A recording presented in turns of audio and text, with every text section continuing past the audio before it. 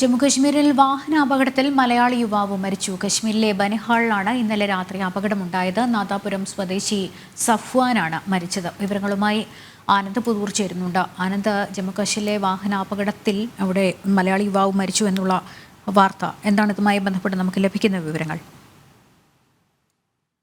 മലയാളി വിനോദസഞ്ചാരികളുടെ വാൻ ട്രക്കിലിടിച്ചാണ് ഇത്തരത്തിലൊരു അപകടം ഉണ്ടാവുന്നത്. ഈ അപകടത്തിൽ നാദാപുരം സ്വദേശിയായ പി സഫ്വാൻ 23 വയസ്സായിരുന്നു മരിച്ചത്.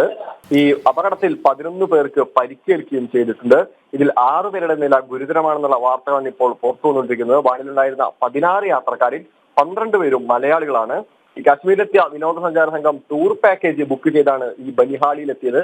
ഈ ബനിഹാളിലായിരുന്നു ഇത്തരത്തിലുള്ള അപകടം ഉണ്ടായത്. എതിരെ വന്ന ലോറി അമിത വേഗത്തിൽ വന്നിടിക്കുകയായിരുന്നു. മലപ്പുറം സ്വദേശി ബാസിം അബ്ദുൽ ഗാരി, കുന്നമംഗലം സ്വദേശി ഡാനിഷ് അലി, തിരുവനന്തപുരം സ്വദേശി മുഹമ്മദ് സുഹൈൽ, നാദാപുരം സ്വദേശി തൽഹത്ത് എന്നിവർക്ക് സാരമായി പരിക്കേറ്റിട്ടുണ്ട്. എന്നാൽ കൂടുതൽ വിവരങ്ങൾ ഇതുമായി നമുക്ക് ലഭ്യമായിട്ടില്ല. നാദാപുരം സ്വദേശി പി സഫ്വാൻ എന്ന മരിച്ചതായി തന്നെയാണ് ഇപ്പോൾ പുറത്തുവരുന്ന വിവരം. ലക്ഷ്മി, ശരി, ആനന്ദാണ് വിവരങ്ങൾ നൽകിയത്.